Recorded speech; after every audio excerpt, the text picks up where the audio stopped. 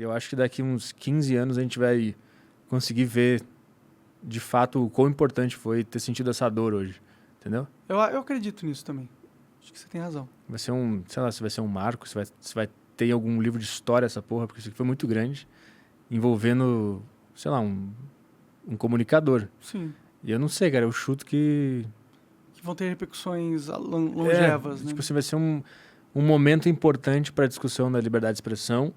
E todo esse negócio que a gente falou do povo tá muito raivoso e se identificar com o primeiro pensamento que vem, julgar tudo, o poder da mídia, o poder do Twitter e tudo mais. Eu acho que as pessoas vão começar a pensar um pouco sobre isso, vão entender que existe também essas coisas que a gente falou hoje aqui. Vão começar a entender que isso é uma realidade também, essas ideias que a gente está falando aqui. Porque não existia essa discussão no Brasil. Ninguém falava sobre isso.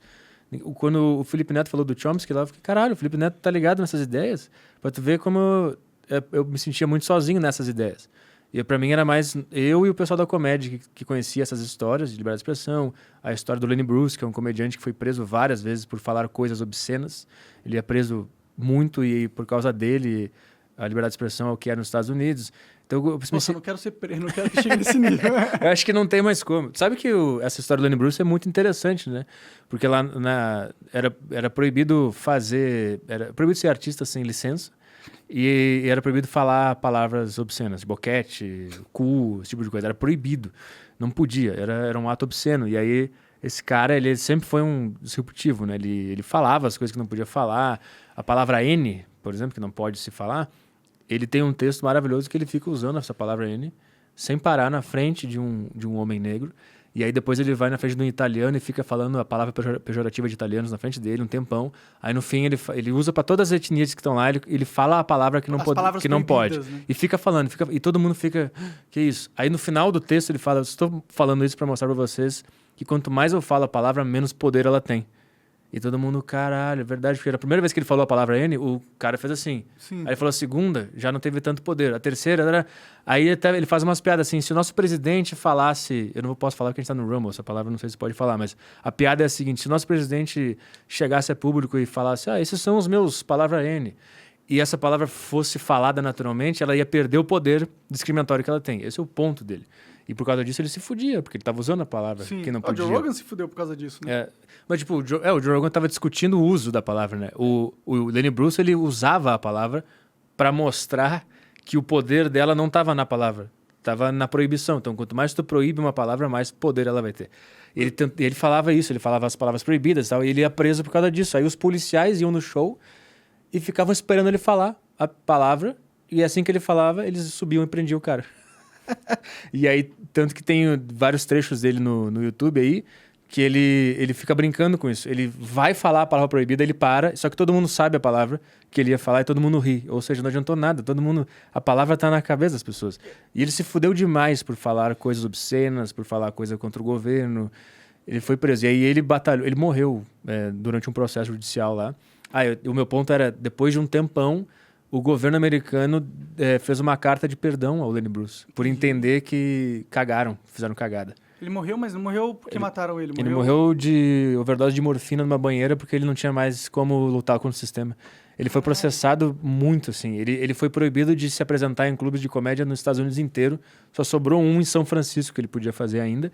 E aí o governo em cima processando por uso de palavras proibidas. E aí ele não tinha mais dinheiro, nenhum advogado queria pegar o caso dele mais porque era invencível, porque o governo estava muito em cima. E quando ele não tinha mais nada, um cara achou ele na banheira da casa dele morto com morfina. Então, tipo assim, ele morreu por causa da censura, por causa da perseguição do governo. Ele se matou por causa disso. E anos depois, o governo americano entendeu que isso foi errado e que fez uma carta de perdão ao Lenny Bruce, né? Tinha que fazer uma carta de desculpa, né? Não de perdão, né? Porque eu acho que é a mesma coisa. Sim. Sim. Entendi. Então, e essa dinâmica continua acontecendo. Só que hoje é o povo que se persegue, não é mais o governo.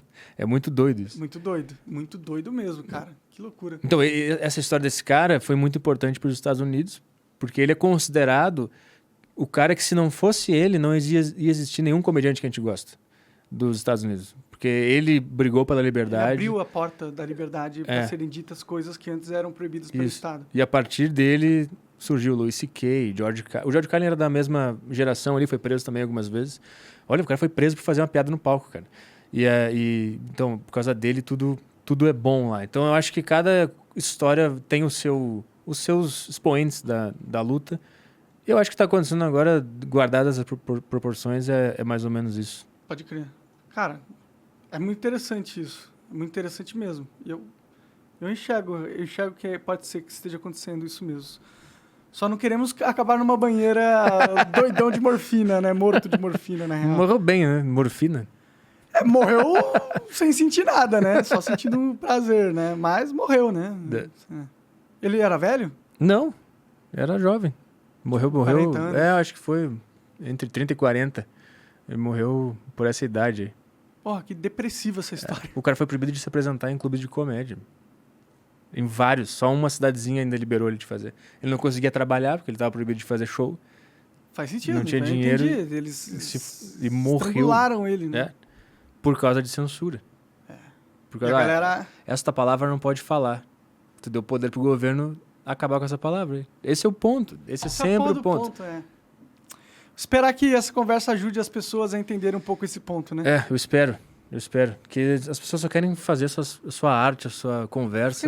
Ninguém quer matar ninguém, ninguém quer cometer crime, ninguém quer fazer isso, cara. Os caras que querem cometer crime, eles não estão num podcast falando sobre isso. Eles não são famosos. Eles estão numa casa agora, organizando ou destilando ódio, seja lá quem for, cara. Eles não estão... Que ideia é essa, né? Que o cara vai aparecer publicamente, sair falando, assim. Isso é muito doido, cara. Muito doido. É muito doido. Você acaba de assistir um corte do Monarch Talks. Agradeço demais, mas se você quiser ver o vídeo na íntegra e acompanhar ao vivo todas as transmissões, você tem que ir lá no rumble.com/monarch para não perder nada. Segue a gente lá.